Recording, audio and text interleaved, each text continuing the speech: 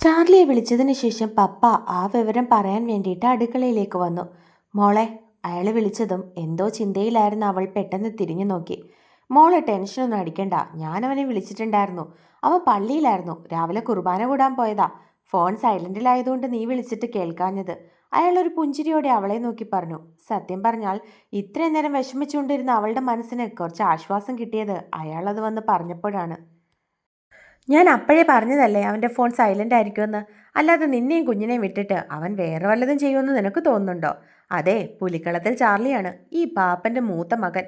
അവൻ അത്ര ധൈര്യമില്ലായ്മയൊന്നും ഇല്ല. ക്രിസ്റ്റി പാപ്പൻ്റെ തോളിൽ കൂടി കൈയിട്ടുകൊണ്ട് പറഞ്ഞു. പള്ളി പോകാനാണോ അവൻ പോയത്? ഞാൻ ചോദിച്ചപ്പോൾ അവനത് പറഞ്ഞിട്ട് പോയിക്കൂടായിരുന്നോ? അങ്ങനെയാണെങ്കിൽ രാവിലെ ഇത്രയും ടെൻഷൻ ബാക്കിയുള്ളവരടിക്കേണ്ട കാര്യമുണ്ടോ? അവൻ്റെ മമ്മി പപ്പയുടെ നേരെ ദേഷ്യപ്പെട്ടുകൊണ്ട് ചോദിച്ചു.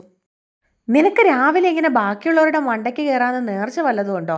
അല്ല, രാവിലെ എഴുന്നേറ്റ് വന്നപ്പോൾ മുതൽ തുടങ്ങിയതാ കുണുകുണാന്ന് പറഞ്ഞിരിക്കുന്നു. പാപ്പൻ പറയുന്നത് കേട്ട് ക്രിസ്റ്റി ചിരിച്ചു. ക്രിസ്റ്റി മാത്രമല്ല, അത് കേട്ടിട്ട് ഷീതുവിനും ചിരി വന്നു.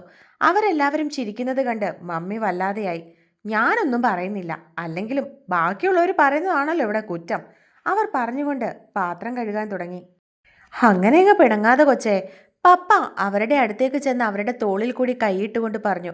അവിടെ ഒരു റൊമാൻസിന് വകയുണ്ടെന്ന് മനസ്സിലാക്കിയതും ഷീതുവും ക്രിസ്റ്റിയും പരസ്പരം നോക്കി. ശേഷം അവർ രണ്ടുപേരും പുഞ്ചിരിച്ചുകൊണ്ട് ഹാളിലേക്ക് നടന്നു.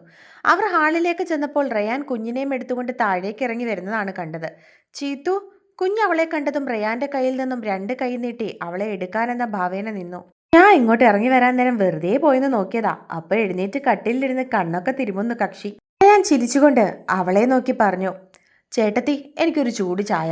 റയാൻ അവളുടെ മുഖത്തേക്ക് നോക്കി. എടാ, ഇപ്പം അടുക്കളയിലേക്ക് പോയാൽ ശരിയാവില്ല, അവിടെ ചെറിയൊരു റൊമാൻസ് നടക്കുക. ക്രിസ്റ്റി ചിരിച്ചുകൊണ്ട് പറയുന്നത് കേട്ട് റയാൻ സംശയത്തോടെ അവൻ്റെ മുഖത്തേക്ക് നോക്കി. അതിന് ചേട്ടത്തി ഇവിടെ നിപ്പുണ്ടല്ലോ, പിന്നെ ഈ വീട്ടിലാരാ റൊമാൻസ് കാണിക്കാൻ? റയാൻ സംശയത്തോട് ചോദിച്ചതും രാവിലെ നടന്ന സംഭവങ്ങളൊക്കെ ക്രിസ്റ്റി അവനോട് വിവരിച്ചു പറഞ്ഞു. ഹോ, ഇങ്ങനെ തുടങ്ങിയാ പാപ്പൻ അധികം വൈകാതെ ഒരു അനിയത്തിയോ അനിയനെയോ നമ്മുടെ കയ്യിൽ വെച്ച് തരുമെന്നാ തോന്നുന്നേ.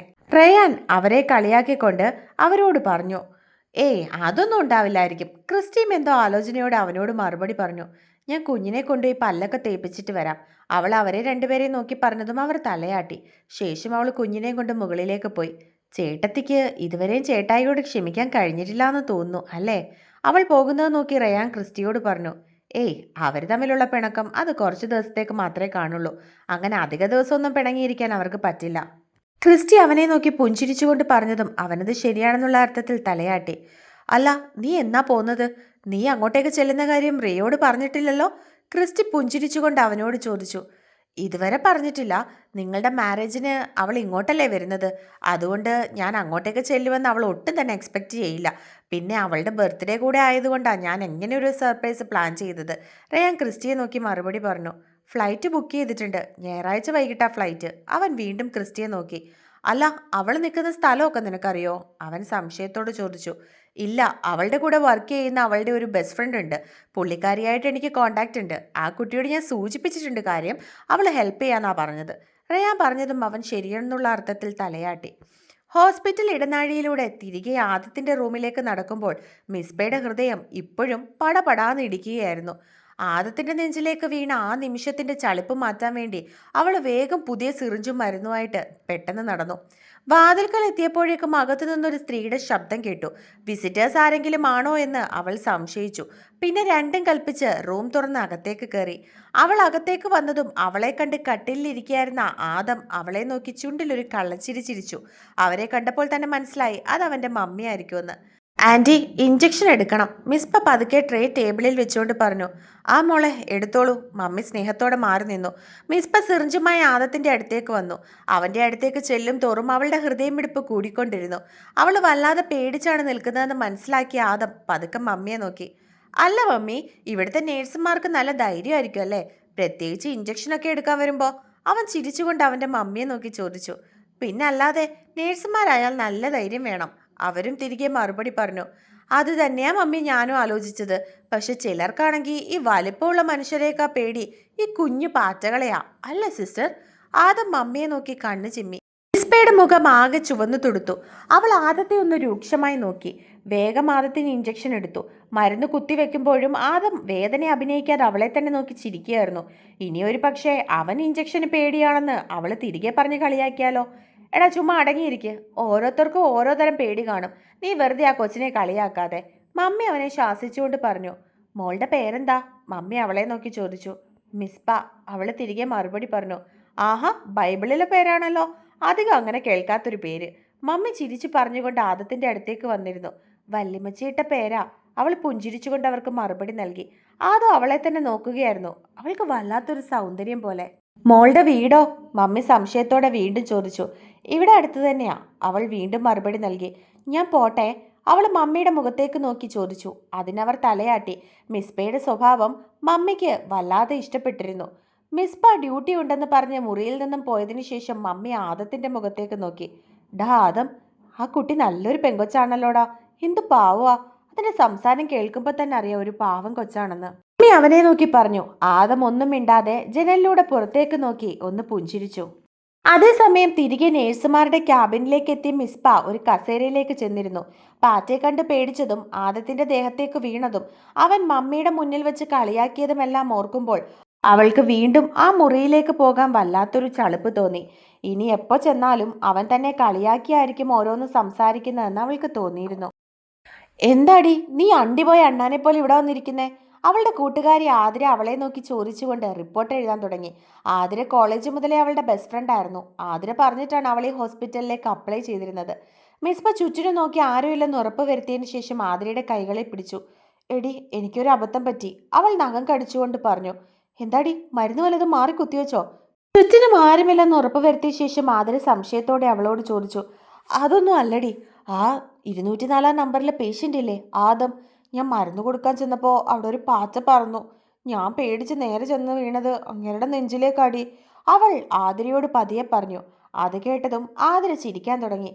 നീ എന്തിനാ പുല്ലേ ഇപ്പൊ ചിരിക്കുന്നത്? അവൾ ചിരിക്കുന്നത് കണ്ട് മിസ്ബ കുറച്ച് ദേഷ്യത്തോടെ അവളോട് ചോദിച്ചു.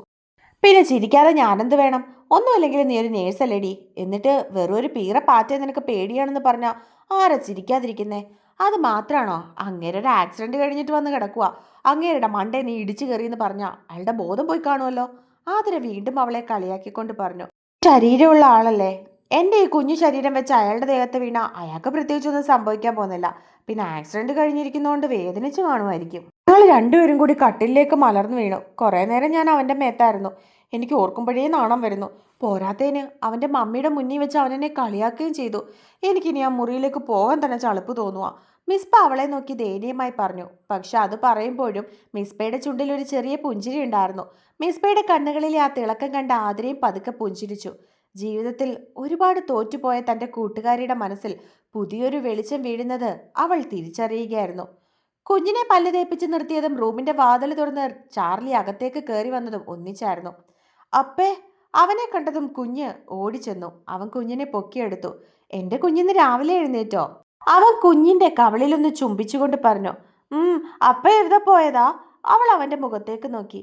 അപ്പ രാവിലെ പള്ളി വരെ പോയതാ, അവൻ കുഞ്ഞിനോട് മറുപടി പറഞ്ഞു. അത് കേട്ടതും കുഞ്ഞ് അവനെ നോക്കി തലയാട്ടി. കുഞ്ഞിന്റെ സംസാരം കേട്ടാണ് അവൾ ബാത്റൂമിൽ നിന്നും ഇറങ്ങി വന്നത്. അവൾ റൂമിലേക്ക് ഇറങ്ങിയതും കുഞ്ഞിനെ എടുത്തുകൊണ്ട് കുഞ്ഞിനോട് സംസാരിക്കുന്ന ചാർലിയാണ് അവൾ കണ്ടത്. മോള് താഴേക്ക് പോയിക്കോ, പോയി ചായ കുടിക്ക്, ചാർലി അവളോട് പറഞ്ഞതും അവൾ തലയാട്ടി. ചാർലി കുഞ്ഞിനെ താഴേക്ക് നിർത്തി. അവൾ പതിയെ താഴേക്ക് നടന്നു. ചാർലിയെ കണ്ടതും അവനോട് ഒന്നും മിണ്ടാതെ, അവൻ എവിടെ പോയതാണെന്നൊന്ന് അന്വേഷിക്കുക പോലും ചെയ്യാതെ ഷീതു അവനെ കണ്ടിട്ടും കാണാത്തതുപോലെ റൂമിൽ നിന്നും പോകാനായി തുടങ്ങി. വാതിക്കൽ എത്തിയപ്പോഴേക്കും ചാർലി അവളുടെ മുന്നിൽ വന്ന് തടസ്സമായി നിന്നു. ഷീതു, എനിക്ക് നിന്നോട് സംസാരിക്കണം, ചാർലി അവളെ നോക്കി കടുപ്പിച്ച് പറഞ്ഞു. എനിക്ക് താഴേക്ക് പോകണോ ചായ? രാവിലത്തേക്ക് ഒന്നും റെഡി ആയിട്ടില്ല. അവൾ തിരികെ അവനോട് മറുപടി പറഞ്ഞു. എന്നാൽ അത് കേട്ടിട്ടും അവൻ ഒന്നും തന്നെ മിണ്ടിയില്ല. അവളെ താഴേക്ക് വിടാൻ ഭാവമൊന്നുമില്ലാതെ അവൻ അങ്ങനെ തന്നെ നിന്നു. ഇച്ചായ മാറ്, അവൾ ദയനീയമായി അവന്റെ മുഖത്തേക്ക് നോക്കി. ഇല്ല, നീ എങ്ങോട്ടും പോണ്ട. അവന്റെ മറുപടി ഉറപ്പുള്ളതായിരുന്നു. ഇച്ചായ എന്തിനാ രാവിലെ ഇങ്ങനെ വഴക്കുണ്ടാക്കാൻ വരുന്നേ? അവൾ പറഞ്ഞുകൊണ്ട് അവനെ തള്ളി മാറ്റി അവിടെ നിന്നും പോകാൻ ശ്രമിച്ചു. എന്നാൽ അവൻ പെട്ടെന്ന് ഷീതുവിന്റെ കയ്യിൽ പിടിച്ച് ഒറ്റ വലി വലിച്ചു. അപ്രതീക്ഷിതമായ ആ നീക്കത്തിൽ ഷീതു ഞെട്ടി. തൊട്ടടുത്ത നിമിഷം ചാർലി അവളെ മുറിയുടെ ഭിത്തിയോട് ചേർത്ത് നിർത്തിയിരുന്നു. അവന്റെ രണ്ട് കൈകളും അവളുടെ ഇരുവശത്തുമായി ഭിത്തിയിൽ അമർന്നു. ഇച്ചായ എന്തേ കാണിക്കുന്നേ? കൈവിട്. ഷീതു പതുക്കെ അവന്റെ നെഞ്ചിൽ കൈവച്ച് തള്ളാൻ തുടങ്ങി. വിടിലടി.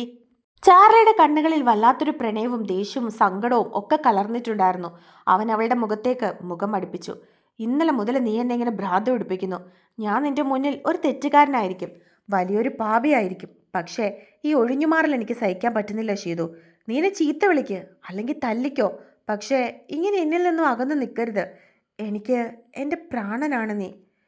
അവന്റെ ചൂടുള്ള ശ്വാസം അവളുടെ മുഖത്ത് തട്ടുന്നുണ്ടായിരുന്നു. ഷീതുവിന്റെ ഹൃദയമിടിപ്പ് വല്ലാതെ കൂടി. അവൾ അവന്റെ കണ്ണുകളിലേക്ക് നോക്കി. തനിക്ക് വേണ്ടി മാത്രം ജീവിക്കുന്ന ആ മനുഷ്യനെ ഓർത്ത് അവളുടെ കണ്ണുകൾ നിറഞ്ഞു.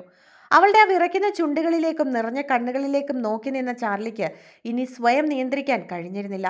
അവൻ പെട്ടെന്ന് തന്നെ അവന്റെ ചുണ്ടുകൾ പതുക്കെ അവളുടെ ചുണ്ടിലേക്ക് അമർത്തി. വല്ലാത്തൊരു ദാഹത്തോടെ പ്രണയത്തോടെ അവൻ അവളെ ചുംബിക്കാൻ തുടങ്ങി.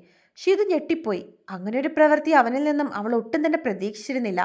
അവൾ അവൻ്റെ പുറത്ത് അടിച്ചും മറ്റും അവനെ എതിർക്കാൻ ശ്രമിക്കുന്നുണ്ടായിരുന്നു. എന്നാൽ അവൻ വിട്ടുകൊടുക്കാൻ തയ്യാറുമായിരുന്നില്ല. ആദ്യ ഷീതു ഒന്ന് പിടഞ്ഞെങ്കിലും പിന്നീട് അവനെ എതിർക്കാനും ശ്രമിച്ചു. എന്നാൽ പിന്നീട് പതുക്കെ അവളുടെ കൈകൾ ചാർലിയുടെ ഷർട്ടിൽ മുറുക്കെ പിടിച്ചു. അവൻ അവളുടെ മുഖം തൻ്റെ ഇരു കൈകളിലും പിടിച്ചുകൊണ്ട് അവളെ വിടാതെ ചുംബിച്ചുകൊണ്ടേയിരുന്നു.